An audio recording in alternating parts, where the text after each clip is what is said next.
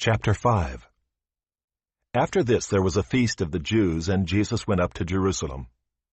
Now there is in Jerusalem by the sheep gate a pool in Aramaic called Bethesda, which has 5 roofed colonnades. In these lay a multitude of invalids, blind, lame, and paralyzed. One man was there who had been an invalid for 38 years. When Jesus saw him lying there and knew that he had already been there a long time, he said to him, "Do you want to be healed?" The sick man answered him, "Sir, I have no one to put me into the pool when the water is stirred up, and while I am going, another steps down before me." Jesus said to him, "Get up, take up your bed, and walk." And at once the man was healed, and he took up his bed and walked. Now that day was the Sabbath. So the Jews said to the man who had been healed, "It is the Sabbath, and it is not lawful for you to take up your bed."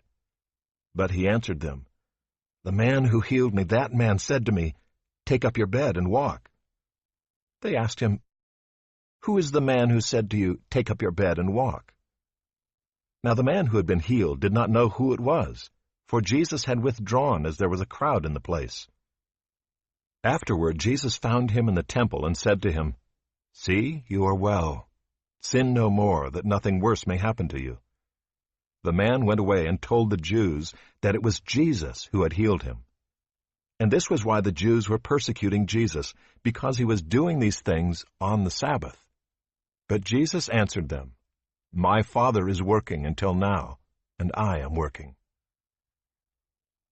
This was why the Jews were seeking all the more to kill him, because not only was he breaking the Sabbath, but he was even calling God his own Father, making himself equal with God.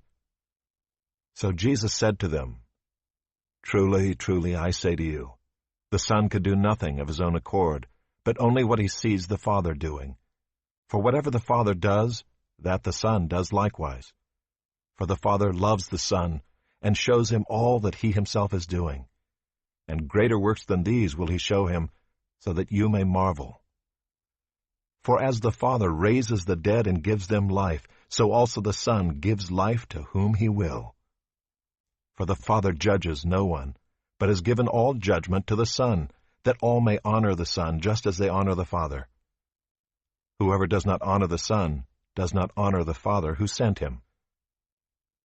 Truly, truly, I say to you, whoever hears my word and believes him who sent me has eternal life.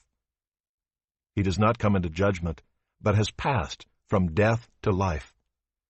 Truly, truly, I say to you, an hour is coming, and is now here, when the dead will hear the voice of the Son of God, and those who hear will live. For as the Father has life in himself, so he has granted the Son also to have life in himself. And he has given him authority to execute judgment, because he is the Son of Man. Do not marvel at this, for an hour is coming when all who are in the tombs will hear his voice and come out, those who have done good to the resurrection of life, and those who have done evil to the resurrection of judgment.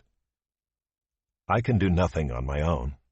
As I hear, I judge, and my judgment is just, because I seek not my own will, but the will of him who sent me.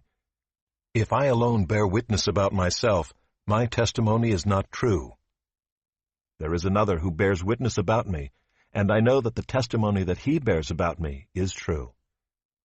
You sent to John, and he has borne witness to the truth.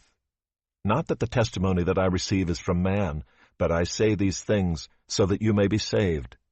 He was a burning and shining lamp, and you were willing to rejoice for a while in his light. But the testimony that I have is greater than that of John. For the works that the Father has given me to accomplish, the very works that I am doing, bear witness about me that the Father has sent me. And the Father who sent me has himself borne witness about me. His voice you have never heard, his form you have never seen, and you do not have his word abiding in you, for you do not believe the one whom he has sent. You search the Scriptures because you think that in them you have eternal life. And it is they that bear witness about me, yet you refuse to come to me that you may have life. I do not receive glory from people, but I know that you do not have the love of God within you. I have come in my Father's name, and you do not receive me. If another comes in his own name, you will receive him.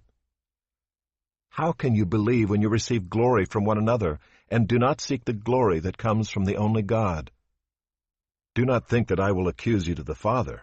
There is one who accuses you, Moses, on whom you have set your hope. For if you believed Moses, you would believe me, for he wrote of me. But if you do not believe his writings, how will you believe my words?